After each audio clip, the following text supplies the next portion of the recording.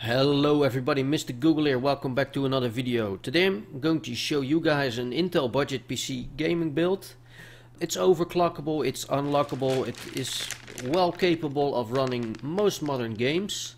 I've made a previous video about an AMD version for the same budget, so if you want to check out that video later on you can do that as well. But let's get started. At first you will see we are going to use the H81MP33 motherboard from MSI.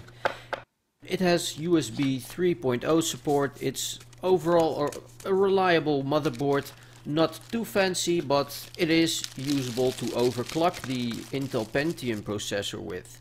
A little later on that, this is not a Z board. Normally you wouldn't be able to do that, but after updating your BIOS with this motherboard you are perfectly capable of overclocking the special edition Pentium we're going to use. A little more about that later on.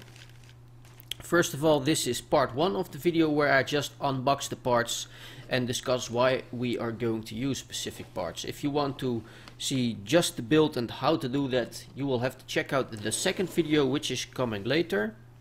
But as you can see, it's a pretty standard motherboard. It looks pretty amazing, pretty cool, not too fancy. Let's jump to the video card. In this budget for around 400 to 450 euros or dollars, we are able to place an AMD 260X. It's a pretty good video card, 1 GB, perfectly capable of playing most games at least medium settings in 1080p. There might even be games which can be played in higher settings. There might be some games which can be played in lower settings, but overall for the video card part of this side you're pretty good to go for all games in 1080p. So as you guys can see, they also have an extra cable included, which is a Molex to 6-pin, so if you need it you could use it, but we're not going to use that because we have well enough of the options on the power supply. So as you can see, it looks pretty cool. You can basically take almost any 260X and it's pretty good to go. I like this one because it has a black PCB.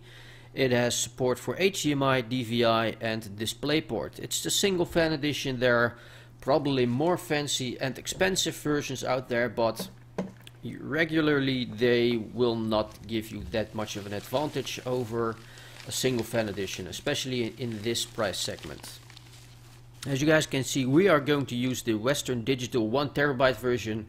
Pretty good. If you want to save a little bit on the money, you could take a 500 GB one, but it's the price difference for a 1TB and the 500 GB isn't all that much, so I'd recommend getting at least a terabyte.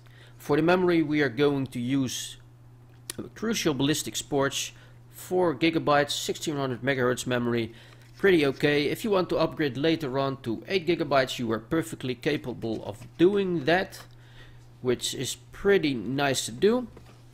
Now we are going to the processor. We are going to use the Intel Pentium G3258, which is a special edition, a 20-year anniversary edition. It's pretty cool. You are able to overclock an Intel Pentium processor, which is a dual core, which is pretty okay by itself, but the cool thing about this is you can overclock on a non-overclocking board if the motherboard supports it, because it's a special edition and it only costs about 60 euros. So more about that in part 2 of this video. But let's jump to the power supply. For the power supply we are going to use the Corsair CX430. It's a pretty good power supply. It's not modular, but that also has some advantages. For example, the pricing. Non-modular, which means you cannot remove the unwanted cables from your power supply, mean that the price is normally a little bit lower than when it was modular. So yeah, we are going to use that. This is a budget build overall anyway, so let's show you guys a little bit about the nice Corsair power supply. Looks pretty cool. It's pretty standard. It has some kind of a sleeving around the cable, so that's always nice to have. So we're moving on to the next part. We are going to use a CD DVD drive for this PC because I'm building this for a friend of mine and he wanted to have it. I am currently not using CDs, DVDs, etc. for a very long time on my own PC, but he requested it, so I managed to get one for his PC. It's only about $10 to $15 or euros or something like that. We have a pretty cool offer for a mouse and keyboard combination. In this case we are using the Devastator gaming gear combo, which is 30 euros, which is about $40 of basically a set for a keyboard and a mouse. It also has backlight, bluish, you can turn it on or off. It's not all too fancy, but the combination makes it a great set for the price to performance.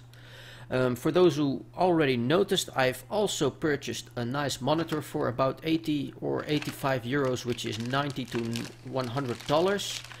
And that's basically also very nice to have. It's a pretty cool screen as well. More about that in the second video as well.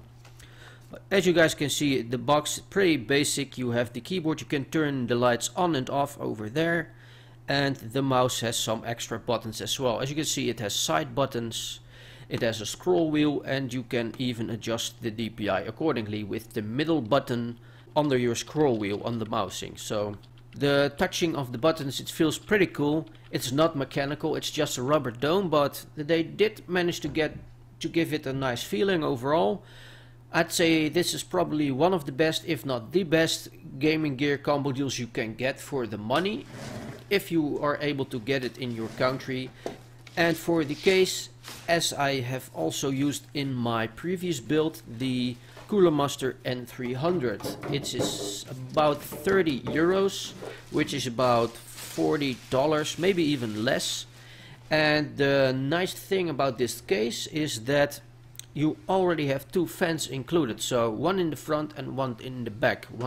You do not have to buy additional fans once you start off with this gaming PC. So for 30 euros you get an all complete case with pretty cool features, and it also looks pretty okay in my opinion.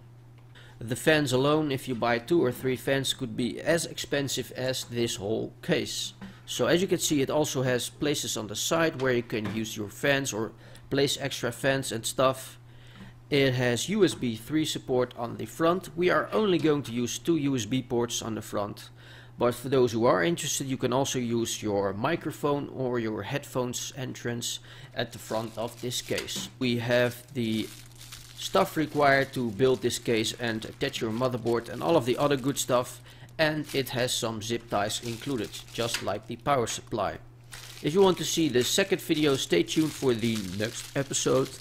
And if you cannot wait to build something, you could watch the AMD build in the meantime if you want to. Click the annotation on screen if you want to. And as always, see you next time and goodbye.